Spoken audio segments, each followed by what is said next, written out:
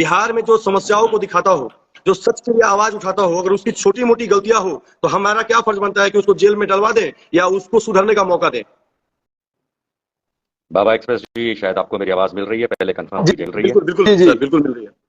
सबसे पहले तो मैं आपसे ये पूछूंगा कि अब आपकी तबीयत कैसी है, जो एक्सीडेंट हो गया आपने बताया था। जी अभी ठीक हूँ, पहले से ठीक हूँ, अभी आप लोग के आशीर्वाद से चल पा रहा हूँ और सुरक्षित हूँ। ठीक है, मुद्दे पे बहुत खुशी की बात, मुद्दे पे आता हूँ। दो तीन छोटी बातें हैं, मैं यहाँ किसी को कन्विंस नहीं करने की कोशिश करूंगा, नहीं सिर्फ अपनी बात बिल्कुल रखूंगा। पहली चीज, छोटी मोटी गलती और गुनाह, इसमें फर्क होता है, और है कोर्ट, ना कि आप, मैं या कोई आदमी। अगर छोटी मोटी कोई गलती करता है तो उसके खिलाफ अगर कोई एफआईआर भी लगती है तो उस पर छोटे मोटे प्रकरण की, गुनाह की एफआईआर होती है।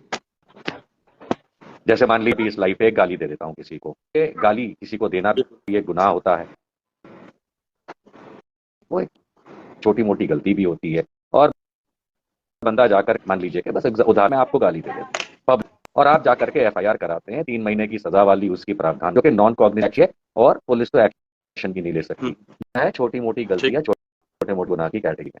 ठीक है, जो संगीन धाराएं, खास करके आप ये मनीष कश्यप का जो चर्चा चल रहा है उसके बारे में, जी जी, वो संगीन धाराएं 8 केस में, पहले से 7 या 8 केस में 2019 से लगी हुई है, प्रकरण है। तो सबसे पहली बात तो ये है कि उनमें चार्जशीट भी फाइल है, मामला कोर्ट में है, लेकिन बहुत सारे लोगों को मैंने देखा, खास करके जो उसे पसंद करते हैं, कि वो खुद न्यायालय बने हुए हैं और ये सोचते हैं कि वो गलत नहीं है। कोई व्यक्ति गलत नहीं है, ये किसी का मंतव्य हो सकता है, कोर्ट का निर्णय जब तक ना आए तब तक वो हकीकत या झूठ नहीं है। मैं आपको एक सेकंड रोकना चाहूंगा, कुछ बताना चाहूंगा, थोड़ा मैं सुन आपका लीजिए। सवाल लूंगा, आपका सवाल एक सेकंड सर, लूंगा मैं। आपको भी पता होगा कि आजकल छोटा मोटा विवाद भी हो जाता है ना, तो केस मुकदमा जो होता है बढ़ा चढ़ा के होता है, और ये सच्चाई है बिहार की। आप एक बार जमीनी हकीकत पे आइए और हम आपको दिखाएंगे वो गरीब लोग जो हरिजन एक्ट के शिकार हैं, जो गलती नहीं किए हैं, लेकिन बड़े लोग चुनावी समीकरण को लेकर हरिजन एक्ट करवाकर फंसवा देते हैं। ऐसा भी मामला आपके सामने दिखाएंगे, हम आपको दिखाएंगे सर बिहार में वो भ्रष्टाचार, एक बार समझने का प्रयास कीजिएगा, जहां लोग गलत ना होते हुए भी हत्या जैसे, चोरी जैसे और बड़े बड़े मतलब दफाओं में उनको फंसा दिया जाता है, उनका नाम दे दिया जाता है। और जहां तक बैंक मैनेजर का मामला आप बार बार चर्चा करते हैं, हम देखते हैं सोशल मीडिया पर आप आते हैं, बोलते हैं कि मनीष कश्यप पर बैंक का मामला हुआ, अटेम्प्ट ऑफ मर्डर का मामला हुआ, उसके पीछे की सच्चाई क्या है जमीनी हकीकत पर सर आप जिस दिन समझिएगा, और जब जमीनी हकीकत पर उस व्यक्ति से मिलिएगा जिसके कारण मनीष कश्यप पर केस हुआ, आपके आंखों में आंसू आ जाएगा। और मनीष कश्यप के जगह पर कोई भी व्यक्ति होता, निशांत वर्मा जी होते ना, वो भी जाते हैं उस गरीब के साथ, उसका साथ देने के लिए, और हो सकता था जाने के बाद निशांत वर्मा जी पर भी केस हो जाता, क्योंकि सरकारी संपत्ति कहा जाता है ना कि हम बैंक में जाएंगे तो ऑटोमेटिक केस हो जाएगा, हम गलत नहीं भी रहे ना। आपको पता है पूरे बैंक में कितना लुटाई होता है सर, कितना पैसा मेरे ख्याल से आपने कुछ सेकंड मांगे थे, बर्बाद किया जा रहा है, लूटा जा रहा है। तो हम आपकी बातों को नहीं काट रहे हैं, आपकी सोच को नहीं काट रहे हैं सर, बस आपका सोचने का तरीका अलग है, मेरे सोचने का अलग तरीका है। और रहा मनीष कश्यप पर केस होने का, मात्र एक विधायक जी का भी मामला आप बता रहे थे न्यूज में आके कि रमाकांत जी से झगड़ा हो गया था, तो हम लोग साक्ष्य है, उसके गवाह है कि रमाकांत जी से कोई झगड़ा नहीं हुआ था, राजधानी आपस में लड़ाई किया था। एक्चुअली मैं जवाब दे रहा था, आपने बीच में बहुत लंबा। अब बताइए कि सर ऐसा होता है कि नहीं होता है?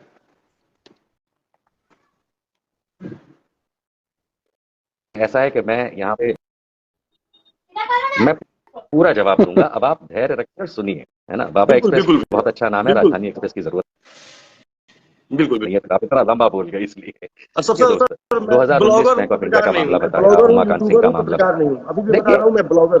फाइन फाइन फाइन, अब मैं कंप्लीट करूंगा। देखिए मैं 3 बातें रखूंगा, ठीक है, आप सब लोग ध्यान से सुनिएगा। बहुत से लोग मनीष कश्यप को या अन्य व्यक्तियों को पत्रकार बोलते हैं, जब तक मास कॉम का कोई कोर्स नहीं करता, मास कम्युनिकेशन का, जर्नलिज्म का डिप्लोमा, सर्टिफिकेट या डिग्री, और उसके बाद भारत सरकार का जो नियम है, कानून है, अपने आप को रजिस्टर नहीं कराता पत्रकारिता के तौर पे, तब तक वो व्यक्ति पत्रकार नहीं होता। उदाहरण के तौर पे टाइम्स ऑफ इंडिया के ऑफिस में काम कर अकाउंटेंट अपनी पे प्रेस लिखता है, लेकिन वो पत्रकार नहीं होता। इसी तरह से अन्य कोई भी व्यक्ति सिटीजन पत्रकार हो सकता। मैं हम लोग वीडियो बना करके सिटा करते हैं, लेकिन अगर हम उससे पैसा कमाते हैं तो फिर हम पत्रकारिता के नियम का भंग करते हैं। हम करते हैं, मैं खुद करता हूं, मैं इतने वीडियोस बना करके डालता हूं, लेकिन मैं कभी मोनेटाइज नहीं करता, कभी पैसे नहीं कमा, ना कभी अपने वीडियोस बेचता हूं कॉपीराइट कर। तो ये जो डिफरेंस है, मैं यहाँ पे ऐड करूंगा, फिर धीरे धीरे आपकी तीनों बातों का जवाब दूंगा। लाइव चल रहा है ना, पैसे तो नहीं ले, स्पॉन्सरशिप नहीं। तो अगर कोई जैसे कि मनीष कश्यप ने न्यूज फाउंडेशन, सतक न्यूज नाम के सच तक न्यूज नाम की जो कंपनी उसने बनाई और रजिस्टर कराई, वो उसने कराई ओल्ड ऑडियो के कैसेट्स को रिकॉर्ड कराने के लिए, न्यूज के लिए नहीं कराई, जैसे टीवी है, न्यूज 18 है या अन्य। तो वो उसने भारत सरकार और राज्य के साथ धोखा किया। ईगो केस है इस काम पे। तो एक तो उसको पत्रकार कह कीजिए, सिटीजन पत्रकार होता तो वो अपने पेज से पैसे ना कमाता। नंबर 2, जैसा आपने कहा, बिल्कुल बाबा एक्सप्रेस की आपने बिल्कुल सही कहा कि सारे इस देश में होते, आप एक प्रांत को छोड़ दीजिए, मैं सारे प्रांतों की बात करता हूं, पूरे देश में। लेकिन वो जो गलत केस होता है वो कानूनी ही होता है, चाहे वो गलत हो मेरे हिसाब से और आपके हिसाब से, तो उसमें लीगल रेमेडी है हमारे पास। लीगल रेमेडी हमको कानून में दिए हुए अधिकार। मैं आपसे एक बात कहता हूँ, मेरे खिलाफ 4-5 शिकायतें पिछले 10 सालों में हुई। पिछले 12 साल से मैं राष्ट्रीय चैनल्स पे बैठ एनालिस्ट के तौर पे पूरे इंडिया दुनिया में मेरा है, लोग जो नहीं जानते कोई बात नहीं। लेकिन जब मेरे पे 4-5 गलत शिकायतें हुआ, जैसा आपने भी थोड़ी देर की शक्ल से पता चल जाता है, मैं तो कहता हूँ करने वाले जिसके ऊपर केस होता है उसको पता चल जाता है। मैंने पहला काम किया, विद इन 2 दिन मैं उसको हाईकोर्ट में एफआईआर को लेके गया और क्वाशिंग करा दी। हाईकोर्ट बेवकूफ नहीं है, न्यायालय बेवकूफ नहीं है। हम और आप हो सकते हैं, मंत्री हो सकते हैं, संतरी हो सकते हैं, पर न्यायालय का तो हम सम्मान करते हैं। ये कानूनी रेमेडी आप और मनीष के पास है, जो 2019 से केस उस पर चल रहे हैं। एक में भी एफआईआर को रद्द कराने अर्थात वॉशिंग कराने हाईकोर्ट में नहीं गया। इसके अंदर वो पटना हाईकोर्ट में जमानत या लेके गया 3 या 4, जिसमें उसको जमानत सिवाय एक जो उमाकांत सिंह वाला मैटर आपने बताया, एफआईआर नंबर 737/2020 मझौलिया थाना, उसमें उच्च न्यायालय का आदेश आपने पढ़ा है, 3 पन्ने का आदेश है। अंत में हाईकोर्ट के जज साहब लिखते हैं कि इसके आपराधिक बैकग्राउंड को देख करके और इस पे लगे संगीन आरोप देख करके हम इसे जमानत नहीं देंगे। ये आदेश न्यायालय का है, इसमें डिबेट कहां बचा? और उस अपील में वो सुप्रीम कोर्ट भी नहीं गया। मैं बात कर रहा हूं 2022 की। तो हम लोग सोशल मीडिया पे प्रेम प्रकाश जी कितना भी हल्ला मचा लें, लेकिन जब कानून को अगर डाला जाता है तो उसमें हमारे पास इक्वल अधिकार भी हैं। अगर हम वो एक्सेप्ट करते तो फिर टेसू बहाने का तो कोई फायदा नहीं। रही बात एक आखिरी बाबा एक्सप्रेस साहब ने पूछी कि क्या किसी के खिलाफ आवाज उठाना चाहिए कि नहीं मुझे कार में। देखिए, हम प्रांत में, शहर में, गली में, मोहल्ले में रहते हैं। मेरे मोहल्ले में अगर पानी नहीं आ रहा है तो क्या मैं एनडीटीवी में फोन करके कहूंगा या मैं नहीं आ रहा है और मेरे गली के लोग, मोहल्ले के लोग आवाज उठाएं? गई है कि कोई और हमारे लिए आवाज उठाए। जब से मैंने एफआईआर की है मनीष कश्यप पे, कई लोग फोन करते हैं कि भैया हमारे यहाँ लाइट नहीं आ रही, कि भैया हमारे यहाँ पानी बढ़ गया है बारिश में। तो आप लोकल कुछ करना नहीं चाहते? मतलब मैं अपनी भी बात करूं अगर उसमें, कि मैं अगर बैठा हूं, मेरे घर के बगल में अगर दसियों परेशानियां हैं, तो क्या मैं अपने आप आवाज उठाने का सक्षम नहीं हूं? निशांत जी को हटा आदमी दिया। चाहिए। और यदि कोई दिखाता है, मैं बहुत तारीफ करता हूं कि अगर कोई पब्लिक की परेशानियां दिखाता है, मैं उसके साथ हूं।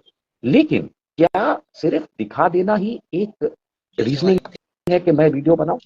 क्या मुझे उसके लॉजिकल एंड, मैंने 1995 में पहली बार हाई कोर्ट में, तब तो पीआईएल नहीं होता था, वो तो बाद में आया था, तब सिविल एप्लीकेशन करना पड़ता था। जनहित में सिविल एप्लीकेशन 1995 में मैंने लड़ी थी और रिलायंस ग्रुप, धीरूभाई अंबानी ग्रुप को हराया था गुजरात हाई कोर्ट में। तब से लेके आज तक मैंने कितने कोर्ट, निचली अदालत में गरीबों को जमानत दिलाने से लेकर के, जिनको वो फंसा देते हैं ना पुलिस वाले छोटी छोटी चीज में, और माँ बाप के पास पैसे तक नहीं होते, तो ऐसा नहीं कि मैंने जाके उनको 2000 दिए हूं, मैंने उनका केस लड़के अथवा लड़वा के जमानतें करवाई और कभी ढेला नहीं लिया। मैंने पब्लिक के इंटरेस्ट के लिए बहुत सारे केस लड़े और बहुत सारी चीजें की। मैं किसी को यहाँ बताने नहीं बैठा हूं, लेकिन मैं ये कोशिश हमेशा करता आया प्रेम प्रकाश जी, जो चीज हाथ में उठाओ उसका कानूनी एंड भी लाओ। सिर्फ हल्ला मचा करके कुछ नहीं होता। उदाहरण के तौर पे भागलपुर में अगवानी पुल की बात करते हैं। अगवानी पुल को लेकर के इतने सारे वीडियो आ गए।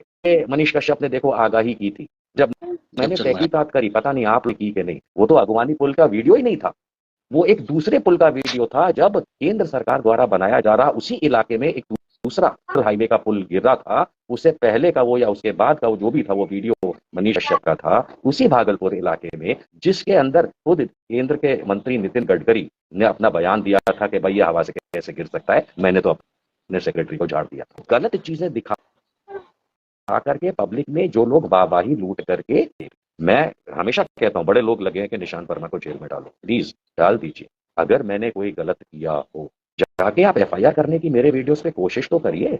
और एफआईआर दर्ज नहीं होती, बहुत लोग कहते हैं भाई कि बिहार में या अन्य राज्यों में भी नहीं होती, तो फिर आप इतने पढ़े लिखे किस काम के हैं कि धारा 154 सीआरपीसी में अगर पुलिस एफआईआर नहीं कर रही है, आप माननीय न्यायालय में चले जाइए, जिला न्यायालय में, जेएमएफसी में, जेएमएफसी मतलब जुडिशियल मजिस्ट्रेट फर्स्ट क्लास में, और धारा 156(3) में जाकर के एक पन्ने का लिखा हुआ अपना कंप्लेंट दायर कर दीजिए। आगे का काम अपने आप सरकार की तरफ से किया जाएगा। ये नहीं करना। करना है तो सिर्फ बातें, और बातें करो तो सही करो ना, अच्छी लगे। आप गलत जी बातें बिल्कुल, करके हम लोग वही एक आपके आखिरी हम बात लोग कहूंगा, जी जी एक आखिरी बात कहूंगा मैं। मनीष कश्यप को लेकर के बड़ी तारीफें होती हैं। मेरा पहली बार मैंने मनीष कश्यप को जब पहचाना कि कौन है व्यक्ति, वो अभी हाल के मामले की बात नहीं कर रहा हूं। मैंने पिछले वर्ष जो दुमका में लड़की जला दी गई वाला मामला था, नाम नहीं लूंगा क्योंकि नाबालिग करार दिया गया है, शाहरुख हुसैन वाला मामला, उसमें वो हजारीबाग वाला अमन सिंह जाकर के जो उन्होंने गंदगी फैलाई, उनके वीडियोस देखिए। वो वहां पे मनीष कश्यप खुद जज भी बना है, खुद पुलिस भी बना है, खुद सेना भी बना है, और वहां पे जाकर के वो ये कह रहा है कि आरोपी को पेट्रोल छींट के जला देना चाहिए। ये अच्छा लगता है सुनने में? नहीं, ये अच्छा लगता है सुनने में? तो मैं तो चाहूंगा कि कुछ लोग, मैं तो बहुत खुश हूं कि एक नंबर 10-20 हजार 50 हजार 1 लाख, अरे 5 लाख लोग सच में मनीष कश्यप के सपोर्टर हैं। लेकिन वो कहाँ है? कोई कहीं है, कोई कहीं है। वो वहां पे खुद पंचायत का चुनाव तो जीत नहीं पाता। मैं तो चाहूंगा चुनाव जीते, चीफ मिनिस्टर बने, मेरे खिलाफ एक्शन ले। क्यों? क्योंकि जो आप लोगों को वहां पे लोकली बताया जा रहा है या डिस्कशन चल रहा है कि हाल की सरकार ने एक व्यक्ति के साथ दुर्व्यवहार किया और बदले की भावना से किया, तो आप तो यही चाहते हैं कि ऐसा कोई व्यक्ति मेरे साथ भी करे, तो बिल्कुल करें, क्योंकि ये फिर आप अपना प्रक्रिया बता रहे हैं। अंतिम बात, उस पे एनएसए बिहार सरकार ने नहीं लगाया है, और ये बहुत ध्यान से सुन लीजिएगा सब लोग, उसको एनएसए लगाया है तमिलनाडु की सरकार ने। आप क्या समझते हैं सिर्फ मेरे लिए गुजरात का, उत्तर प्रदेश का, पंजाब का और राजस्थान और बिहार का अस्मिता होता है? वो तमिलनाडु जो उतना ही बड़ा है जितना बिहार, और पार्ट है, हमारी भारत माता का अंग है उतना ही जितना बिहार है, क्या उनकी अस्मिता नहीं होती है? नहीं होती है या नहीं होती है? तो तमिलनाडु वाले अपना एक्शन लेने के लिए क्या फ्री नहीं है? क्या वो अपनी अस्मिता नहीं बचा सकते? अस्मिता खाली नरेंद्र मोदी गुजरात के लिए बोलेगा और लोग मनीष कश्यप को लेकर बिहार के बोलेंगे, और तमिल अस्मिता नाम की चिड़िया कुछ है ही नहीं। अरे ये सोच वाले लोग जो सिर्फ एक अंग, पूरे भारत माता के एक अंग को ये सोचते हैं कि ये हमारा है, तो बाकी नहीं है। बड़े आए बोलने वाले कि तमिलनाडु के अंदर हिंदी नहीं बोली जाती, इंग्लिश और तमिल बोली जाती, so that is fine. Bihar में कितने लोग हिंदी बोलते हैं? उत्तर प्रदेश में कितने लोग हिंदी बोलते हैं? हर 3 कोस में तो वाणी बदलती है, संस्कृत से निकली हुई वाणी है। कोई मगधी बोल रहा, कोई अवधी बोल रहा, कोई भोजपुरी बोल रहा, कोई संताली बोल रहा, कोई कुछ बोल रहा, हिंदी कहाँ है? ऐसी बातें करके, प्रेम प्रकाश जी मैं अपनी बात पूरी कर रहा हूँ, ऐसी बातें करके हमें लोगों को गुमराह नहीं करना चाहिए। सत्य पे चलना चाहिए, सत्य के ड्रामा करके उसके मुखौटे के पीछे नहीं।